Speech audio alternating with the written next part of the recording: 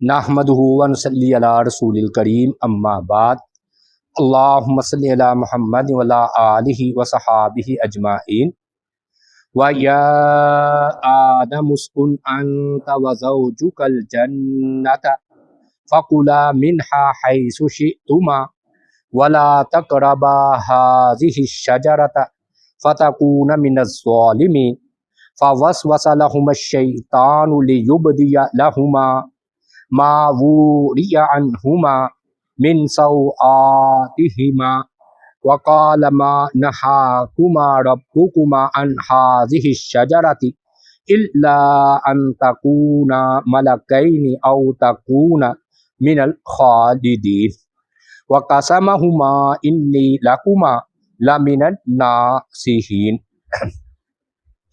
हज़रत आदम अलैहिस्सलाम का वाक़या हम तफसीरी अंदाज में बयान करने का शरफ हासिल करने हैं।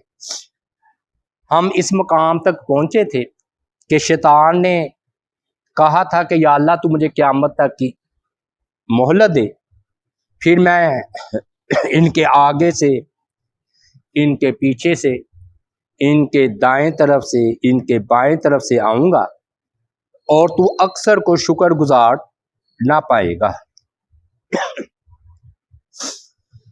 अब अल्लाह ताला ने फरमाया कि आदम तू और तेरी बीवी जन्नत में रहो, बस दोनों खाओ जहां से चाहो और इस दरख्त के करीब मत जाओ कि दोनों जालिमों से हो जाओगे। फिर शैतान ने उन दोनों के लिए वसवसा डाला ताकि उनके लिए जाहिर कर दे जो कुछ उनकी शर्मगाहों में से उनसे छुपाया गया था। और शैतान ने कहा कि तुम दोनों के रब ने तुम्हें इस दरख्त से इसलिए मना किया है कि कहीं तुम फरिश्ते ना बन जाओ या हमेशा रहने वालों में से हो जाओ। और शैतान ने उन दोनों से बार बार कसम खाकर कहा कि बेशक मैं तुम दोनों का यकीनन खैर ख्वाह हूं। बस इसने दोनों को धोखे से नीचे उतार दिया। फिर जब दोनों ने इस दरख्त को चखा तो उनके लिए उनकी शर्मगाहें जाहिर हो गई और दोनों जन्नत के पत्तों से ले लेकर अपने आप को चपकाने लगे। इन दोनों को उनके रब ने आवाज दी, क्या मैंने तुम दोनों को इस दरख्त से मना नहीं किया था और तुम दोनों से ये बात नहीं कही थी कि बेशक शैतान तुम दोनों का खुला दुश्मन है। भाइयों, ये सूरह अल आराफ की आयात मुबारक करीमा 19 से लेकर 22 तक का हमने जो है ना तर्जमा का शरफ हासिल किया है पढ़ने का। अब इसमें से जो इल्मी निकात है या कुछ इख्तलाफी बातें हैं और असबाक हैं वो हम बयान करेंगे। पहली बात इसमें यह है कि अल्लाह ताला ने फरमाया ए आदम, हमारे वाइज़ीन हजरात बयान करते हैं कि देखिए कि जब आदम को निदा दी तो या आदम कहा, नूह को निदा दी तो या नूह कहा, इब्राहीम अलैहिस्सलाम को निदा की तो ए इब्राहीम कहा। लेकिन जब हमारे नबी सल्लल्लाहु अलैहि वसल्लम की बारी आई तो पूरे कुरान मजीद में या मोहम्मद कहकर आवाज नहीं लगाई। भाइयों, ये इस्तदलाल उनका ठीक नहीं है। हमारे वाइज़ीन हजरात बयान करते हैं अगर ये उस वक़्त इस्तदलाल ठीक होगा जब हमारा सिर्फ कुरान पर ईमान होगा। जब हमारा कुरान और हदीस पर ईमान है और हम मुनकरे हदीस नहीं है तो हदीस पाक में अल्लाह ताला ने नबी अलैहिस्सलाम को या मोहम्मद कहा है। देखिए ना, अब अगर पुकारना कोई बहुत ज़्यादा इज्जत वाली या शर्मिंदगी वाली बात होती तो अल्लाह ताला नबियों को फिर اس طرح یا آدم کہتے. اس میں مسئلہ ہی نہیں ہے عزت اور بےزتی والا یا عزت اور کم عزت والا. اس کی کیا دلیل ہے حدیث میں مسلم شریف کی حدیث ہے کتاب الایمان میں 475 اس کا نمبر ہے. اللہ تعالیٰ نے فرمایا یا محمد ارفع رأسک قل تسمع سل توتا، کہ اے محمد سر اٹھائیے کہیے آپ کی سنی جائے گی، آپ سوال کیجیے آپ کو دیا جائے گا، یعنی کہ شفاعت شروع ہو جائے گی. اس حدیث پاک سے ہمارا اتنا استدلال ہے مسلم شریف سے کہ اللہ تعالیٰ نے حدیث پاک میں نبی علیہ الصلوۃ والسلام کو یا محمد کہا ہے. دوسرا مسئلہ ادھر یہ بیان کرتے ہیں علماء کہ جی حق مہر کتنا تھا، نکاح کس نے پڑھایا. اللہ نے جو کہا اے آدم تو اور تیری بیوی دونوں جنت میں رہو، تو کہتے ہیں کہ جی وہ پھر حق مہر اللہ نے نکاح پڑھایا اور حق مہر درود شریف مقرر ہوا. یہ سب باتیں ضعیف کمزور موضوع ہیں. بھائیو اللہ تعالیٰ کا کہہ دینے کہ آدم تیری بیوی ہو گئی. اللہ تعالیٰ کے ذات پاک کو نکاح پڑھانے کی کیا ضرورت ہے اور حق مہر باندھنے کی کیا ضرورت ہے. اللہ تعالیٰ نے زینب رضی اللہ تعالی عنہ کا نکاح آسمانوں میں کہا کہ ہم نے آپ کی بیوی بنایا بغیر حق مہر کے، بغیر گواہوں کے، بغیر ولیمے کے. نبی علیہ الصلوۃ والسلام زینب کے ہاں تشریف لے گئے. تو اللہ تعالیٰ کا یہ کہنا ہے اے آدم تو اور تیری بیوی دونوں جنت میں رہو، یہ کہنے ہی اللہ تعالیٰ کا بیوی بنا دیتا ہے. اللہ کو کون پوچھے؟ اللہ تعالیٰ کو بھی رشتہ داری بنانے کے لیے خطبے کی ضرورت ہوگی؟ کتنی عجیب سی بات ہے. تیسرا مسئلہ اس سے یہ معلوم ہوا، 20 مسئلے بیان کریں گے ہم 20. تیسرا مسئلہ اس سے یہ معلوم ہوا سب سے پہلا رشتہ جو اللہ تعالیٰ نے بنایا وہ میاں بیوی کا تھا. اللہ تعالیٰ کی ذات پاک نے آدم علیہ الصلوۃ والسلام کے بہن بھائی کچھ بھی نہیں بنایا، بیوی کو بنایا ہے. تو یہ واقعی بہت پیارا رشتہ ہے میاں بیوی کا. جنت جیسی جگہ بھی ہو تو آدم علیہ الصلوۃ والسلام کا بیوی کے بغیر دل نہیں لگتا. تو اس لیے اللہ تعالیٰ نے بعض کہتے جنت میں پیدا کیا، بعض کہتے ہیں پہلے پیدا کیا پھر جنت میں بھیجا. کچھ بھی کہہ لیں، اللہ تعالیٰ کی ذات پاک نے آدم علیہ الصلوۃ والسلام کی بیوی کو جو ہے وہ پیدا کیا. اور ایک دلچسپ بات یہ بھی ہے ایک ہی بیوی سی، 4 نہیں. وہ کیوں؟ میں نے کہا پہلے ہی بڑے اختلافات ہوتے ہیں، تو ستیلی ماں، سکی ماں، اس سے رشتے چلے ہیں، اس سے رشتے چلے ہیں.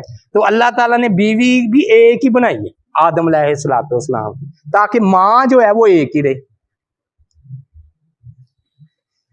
پھر نا سورۃ الاعراف میں نا اللہ تعالیٰ کی ذات پاک نے فرمایا آیت مبارکہ کریمہ 179 میں کہ ہم نے نا نفس واحدہ سے ہم نے تمہیں پیدا کیا اور اسی نفس واحدہ سے وخلق منہا زوجہا، بلکہ سورہ نساء کی ابتدائی آیت بھی ہے. ہم نے اسی نفس واحدہ آدم علیہ الصلوۃ والسلام سے اس کی بیوی بنائی. اس سے کیا پتہ چلتا ہے؟ میاں بیوی کا ہم جنس ہونا ضروری ہے. بھئی اب بندہ جننی سے شادی کرے وہ ہم جنس نہیں ہے. جننیاں موجود تھیں، جن تھے تو جننیاں نہیں تھی. شیطان جنوں میں سے تھا نا، تو جننیاں موجود تھی. اللہ تعالیٰ نے آدم علیہ الصلوۃ والسلام کی شادی جننی سے نہیں کی، حوریں بھی موجود تھی. جنت جو تھی تو حوریں بھی موجود تھی. حوروں سے بھی نکاح نہیں پڑھایا یا بیوی نہیں بنایا، بلکہ آدم علیہ الصلوۃ والسلام کی پسلی ہی سے جو ہے نا حوا کو، ہماری ماں کو جو ہے وہ پیدا کیا. کیوں پیدا کیے؟ لیس کنا الیہا. یہ سورہ الاعراف آیت مبارکہ کریمہ 199، یعنی کہ 1 کم 90 ہے. کہ مرد جو ہے نا تاکہ عورت سے سکون حاصل کرے. اچھا اس میں دلچسپی کی بات یہ ہے، نقطہ یہ ہے کہ اللہ نے یہ فرمایا ہے کہ مرد عورت سے سکون حاصل کرے. الیہا، اگر اللہ تعالیٰ نے مرد کو کئی خوبیاں عطا کی ہیں نا تو عورت کو کمزور بنایا ہے، لیکن ایک خوبی اس کے اندر رکھ دی ہے کہ مرد اس کے پاس جا کر بیوی کے پاس سکون حاصل کرتا ہے. کیونکہ واحد مذکر غائب کی صیغہ نے لیسکونا الیہا، تاکہ وہ مرد اس عورت سے سکون حاصل کرے. تو میں نے آپ کو بتا دیا کہ جنت جیسی جگہ ہو اور بیوی نہ ہو تو وہ ادھر بھی سکون نہیں ملتا. پھر اس سے یہ بھی سبق ملا نفس واحدہ سے کہ بعض توبہ نعوذ باللہ نظر ارتقاء کے قائل ہیں. سنا ہوگا ڈارون کے بندروں کی اولاد ہیں، توبہ نعوذ باللہ. یہ بھائیو ہم اس آدم علیہ الصلوۃ والسلام کی اولاد ہیں، ہمارے باپ وہ ہے جن کو فرشتوں نے بھی سجدہ کیا. ہم توبہ نعوذ باللہ بندروں کی اولاد نہیں ہیں. یہ غلط تھیوری ہے نظر ارتقاء کہ جی ہم بندر کی اولاد ہیں. دیکھیے نا کس طرح اعلان ہو رہا ہے اور فرشتوں کو سجدہ کروایا جا رہا ہے. ہم تو اس باپ کی بھائی اولاد ہے. ساتواں مسئلہ اس سے یہ بھی معلوم ہو رہا ہے کہ یہ حدیث کا معاملہ ہے کہ نبی علیہ الصلوۃ والسلام نے فرمایا کہ عورت جو ہے نا وہ ٹیڑھی پسلی سے پیدا کی گئی ہے اور اس کا اوپر والا حصہ سب سے زیادہ ٹیڑھا ہوتا ہے. اس کو سیدھا کرنے کی کوشش کرو گے یہ ٹوٹ جائے گی، سیدھی نہیں ہوگی، مطلب طلاق لے لے گی. یہ بخاری شریف حدیث ہے 5184. اب ادھر میں نے کیوں بیان کیا؟ اصل میں یہ دلیل ہے یا اشارہ ہے.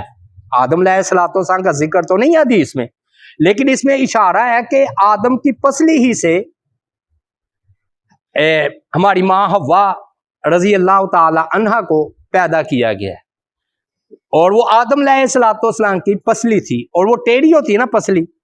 اس سے کیا پتہ چلتا ہے؟ آپ نے فرمایا سیدھا کرنے کی کوشش کرو گے، سیدھا نہیں ہوگی، تم اپنا رشتہ اسے تروا بیٹھو گے، مطلب اس کو طلاق دے دو گے، وہ جدائی اختیار کر لے گی لیکن سیدھی نہیں ہوگی.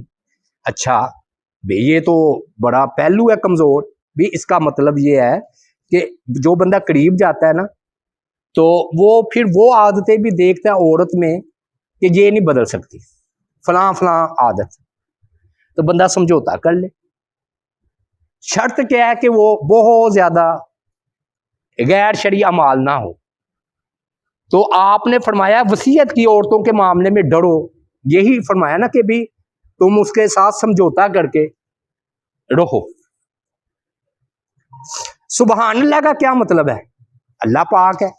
اصل میں ہم میں بھی عیب ہے، وہ بیوی پہچانتی ہے تو ہمارے وہ عیب برداشت کرتی ہے نا، تو ہمیں بھی چاہیے کہ ہاں ہم اس کے عیبوں پر پردہ ڈال کر چلیں. لیسکونا اسکن انت وزوجک الجنہ. اس میں ایک اور بھی بات ہے کہ جہاں پر خامند ہو ادھر ہی بیوی کی رہائش ہو. فرمایا تو اور تیری بیوی دونوں اکٹھے جنت میں رہو. یہ معاملہ اچھا نہیں ہے کہ بندہ یورپ میں بیٹھا ہے اور عورت کراچی پہ بیٹھی ہے، وہ ادھر بیٹھا ہے مرد، عورت ادھر بیٹھی ہے. استثنائی شکلیں ہوتی ہیں مجبوری کی ہے. قانونی ہم چیز بیان کر رہے ہیں. قانون یہی ہے کہ جہاں پر میاں ہو ادھر ہی بیوی ہو، اور رہائش دینا، نانو نفقہ دینا یہ مرد کی ذمہ داری ہے، عورت کی نہیں. دلیل یہ کہ اللہ نے آدم کو جنت میں رکھوایا ہے اور آدم کے تابع ہو کر ان کی بیوی کو پیدا کیا نا جنت میں. تو اس لیے رہائش دینا خامند کی ذمہ داری ہے اور خرچہ دینا بھی خامند کی ذمہ داری ہے. لیکن اللہ تعالیٰ نے جو ان کو جنت میں رکھوایا، ہاں کھانے پینے میں برابری ہونی چاہیے. فَكُلَا مِنْهَا. اور حدیث میں آتا ہے کتاب النکاح ابو داؤد میں 4142 حدیث کا نمبر ہے کہ جو خود کھاؤ اپنی بیوی کو بھی کھلاؤ. باہر وہ چرگے اڑائے جا رہے ہیں, خامند عیش کر رہا ہے, تفریحات ہے, برگر کھا رہا ہے, بیوی بیچاری گھر بیٹھی ہے. ہم یہ کہتے ہیں کبھی کبھی تو ہو سکتا ہے, ظاہر ہے ماحول الگ الگ ہوتا ہے, لیکن جب بھی خود کھاؤ اپنی بیوی کو بھی کھلاؤ, اور جو خود پہنو ان کے مناسب بھی لباس کا اہتمام کرو. یہ نہ ہو کہ پتہ چلے کہ اپنا لباس تو بہت زبردست اور ان کو لونڈیوں جیسا لباس لا دیا. اب ایک اور حدیث بھی آ رہی ہے تو وہ ہم چھوڑ دیتے ہیں. فرمایا فَقُلَا مِنْ حَيْثُ شِئْتُمَا وَلَا تَقْرَبَا هَٰذِهِ الشَّجَرَةَ فَتَكُونَا مِنَ الظَّالِمِينَ.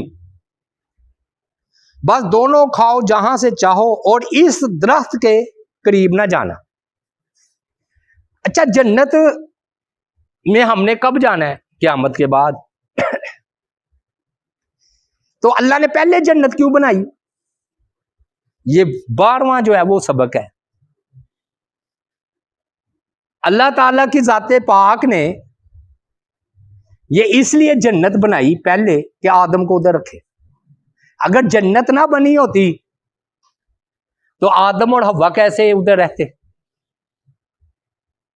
اور اللہ کی بڑی حکمتیں ہیں. ابن قیم جوزیہ رحمۃ اللہ علیہ نے جو جنت کے نظارے, اردو ترجمہ بھی ہو چکا ہے حاجی الارواح کا, جنت کے بارے میں اتنی مفصل کتاب کہیں نہیں آئی جتنی انہوں نے جنت کی تفصیل بیان کی ہے.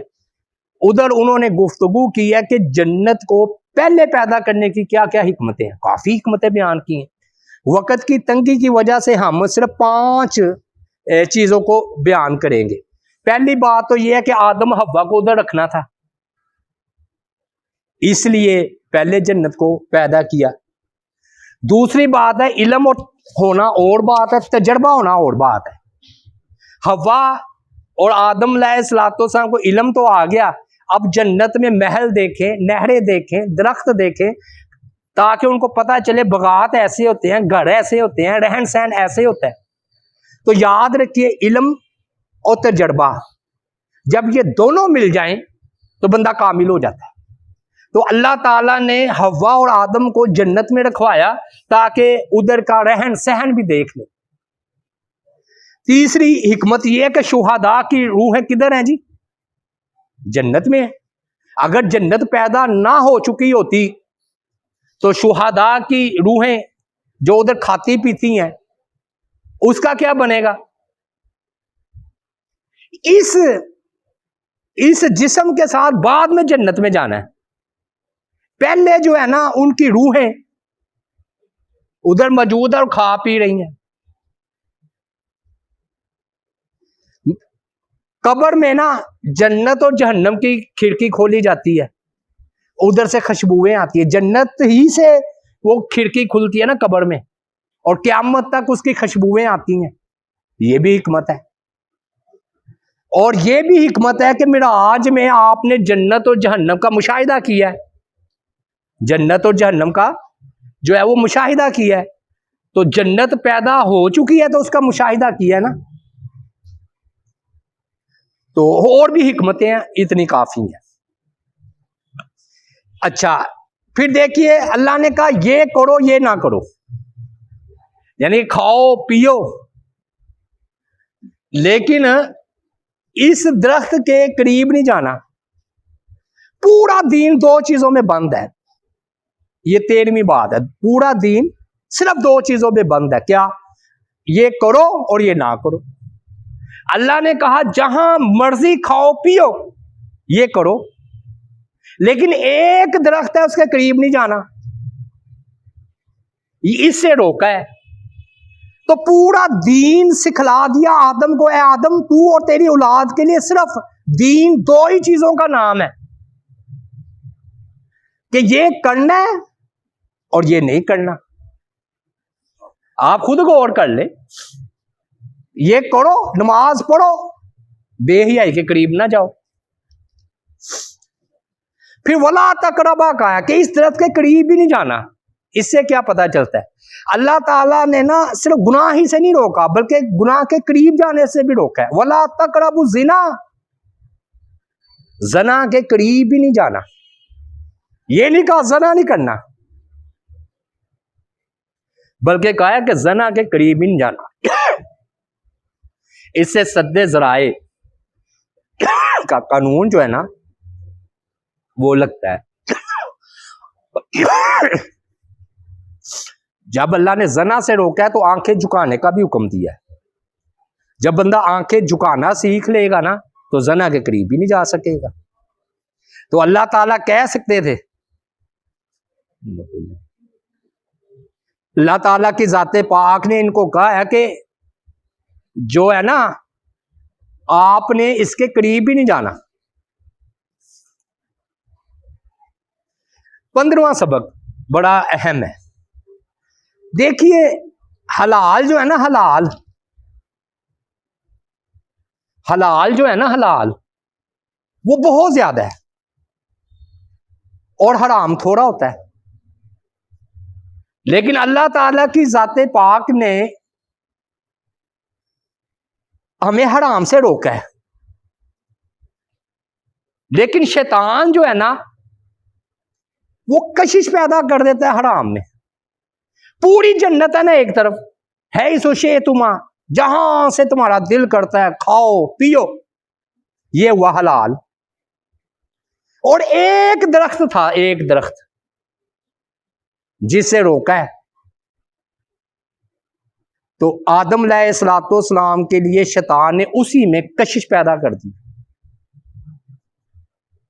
تو حرام ہوتا تھوڑا ہے، ایک درخت تھا نا، نہ جاتے.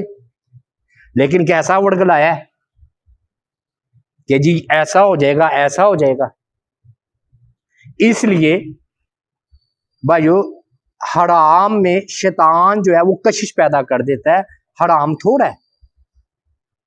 آپ دیکھ لیجئے قرآن مجید میں سورہ الاعراف میں یہ موضوع آ رہا ہے کہ جب ہفتے والا دن ہوتا تو مچھلیاں اوپر اوپر آتی، اور جب ہفتے کا دن نہ ہوتا تو مچھلیاں نظر ہی نہ آتی. جب حرام آسان ہو جائے اور حلال مشکل ہو جائے، یہ بھی آزمائش ہوتی ہے بندے کی. تو 16واں بھائیو سبق یہ ہے کہ جنت میں آدم اور حوا کتنا عرصہ رہے.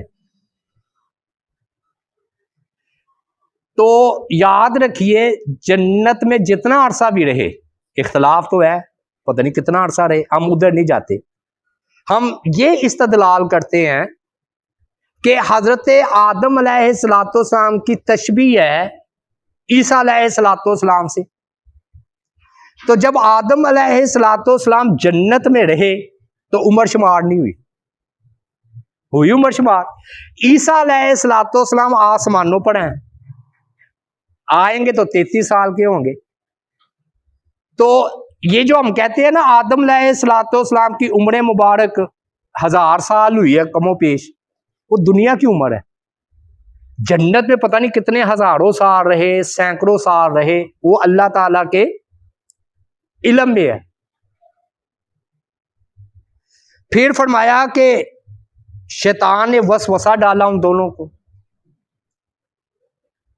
بعض کہتے ہیں حوا کو پہلے ڈالا پھر حوا نے آدم علیہ السلام کو ورگلایا. لیکن بعض پھر کہتے ہیں نہیں، قرآن مجید میں وسوسہ لہما الشیطان، شیطان نے دونوں کو وسوسہ ڈالا. تو ایک حدیث میں ہے کہ اگر حوا خیانت نہ کرتی، اگر حوا نہ ہوتی تو کوئی عورت خیانت نہ کرتی. اب یہ بھی بخاری کی حدیث ہے. اب اس کا بیان مجمل ہے، ہم بھی اس کو مجمل رہنے دیتے کہ وہ کون سی خیانت تھی. ابن حجر اسقلانی رحمۃ اللہ علیہ نے یہ بات کہہ دی کہ یہی خیانت تھی کہ وہ جو ہے نا شیطان کے بہکاوے میں آ کر خود آئی کہ یہ درخت کے قریب چلے جانا چاہیے، اور انہوں نے پھر آدم علیہ السلام کو بھی ورگلایا. لیکن یہ تفصیلی قول ہے، کوئی حدیث نہیں ہے. وہ مجمل بات ہے کہ اگر حوا نہ ہوتی تو کوئی عورت خیانت نہ کرتی. میں نے جو سادہ سا مفہوم اس کا سمجھا ہے نا، حوا تھی ماں اور انسان کی عادتیں ماں باپ کی بچہ بھی اپناتا ہے، تو ٹھیک ہے اللہ تعالیٰ نے ان میں گناہ کی صلاحیت رکھی تھی تو انہوں نے خیانت کی. اگر حوا نہ ہوتی، یعنی کہ ایسی جیسی اللہ نے بنایا ہے کہ انسان کو اللہ تعالیٰ نے اختیار دیا نا گناہ اور نیکی کا، تو حوا اگر انسان نہ ہوتی اور وہ خیانت نہ کرتی اختیار کو استعمال کر کے، تو ان کی بیٹیاں بھی خیانت نہ کرتی. یہ سادہ سا مفہوم ہے. اس کو آپ ایک اور دلیل سے اس طرح سمجھ لیں کہ آدم علیہ السلام بھول گئے نا تو اولاد بھی بھول رہی ہے. اگر آدم علیہ السلام نہ بھولتے تو ہم نے بھی نہیں بھولنا تھا. تو خیانت وہ ولی نہیں ہے فحش توبہ نعوذ باللہ بے حیائی ولی، بلکہ خیانت ایسی ہے جو قابل برداشت ہے. کیونکہ توبہ نعوذ باللہ فرمایا کہ اگر حوا نہ ہوتی تو عورتیں خیانت نہ کرتی. بھئی ان کو اللہ تعالیٰ نے طاقت دی گناہ اور نیکی کی، تو ان کی اولاد میں بھی نیکی اور گناہ کی طاقت ہے. بھائی یہ مفہوم ہے. میں سمجھا پایا ہوں کہ بات کو کہ نہیں، کہ آدم بھولے ہم بھی بھول گئے. نبی علیہ الصلوۃ والسلام نے اگر شک کرنا ہوتا ہم کرتے. ہمارے باپ ابراہیم علیہ الصلوۃ والسلام نے شک نہیں کیا جب انہوں نے کہا ارنی کیف تحیی الموتیٰ، تو ہم کیسے شک کر سکتے ہیں؟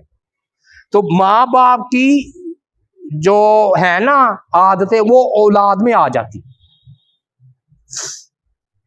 پھر فرمایا کیوں ایسا کیا؟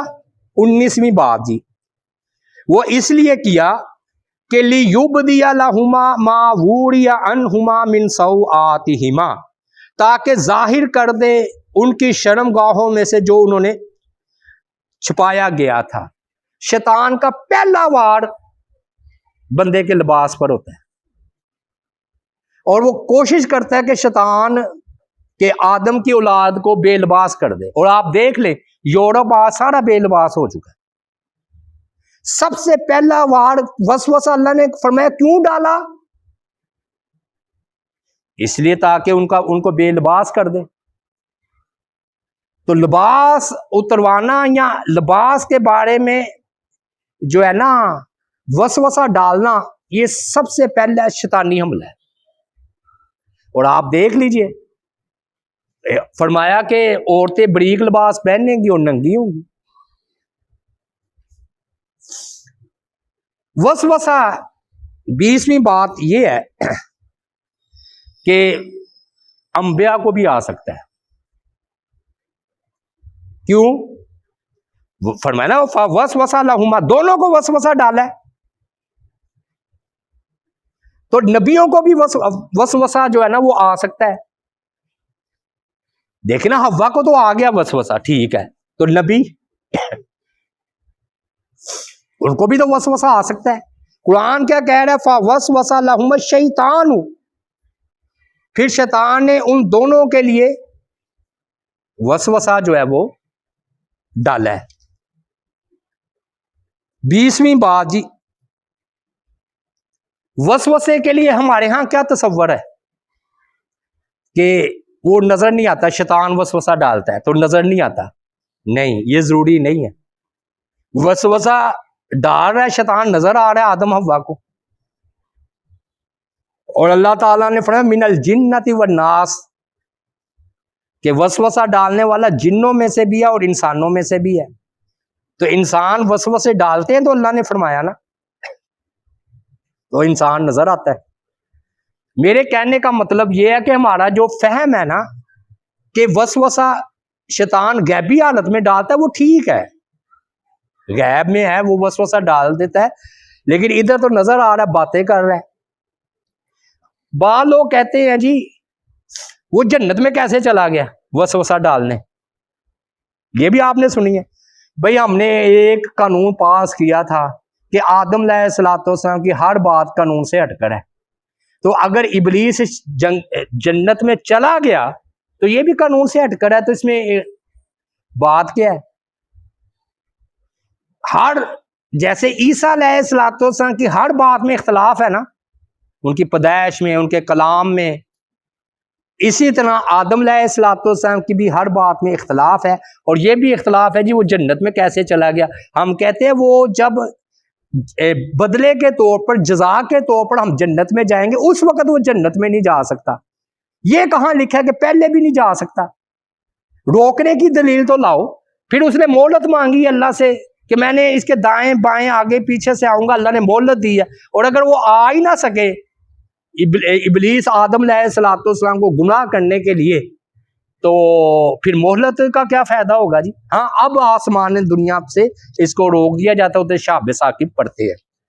آخری بات، اللہ نے آدم اور حوا کو جنت میں رکھوایا یہ بتانے کے لیے کہ میں بغیر نیک اعمال کے جنت دے دیتا ہوں، لیکن بغیر گناہ کے جہنم نہیں دیتا. میرا یہ فضل ہے کہ ابھی انہوں نے ایک سجدہ نہیں کیا آدم حوا نے، اور میں نے ان کو جنت دے دی. اور یہ تمہاری میراث ہے، آدم علیہ السلام کی میراث ہے، تو تم اس کو حاصل کرو. اللہ تعالیٰ سے دعا ہے، انشاءاللہ آگے یہیں سے چلیں گے، اللہ تعالیٰ سے دعا ہے اللہ تعالیٰ عمل کی توفیق عطا فرمائے. وما علینا الا البلاغ المبین.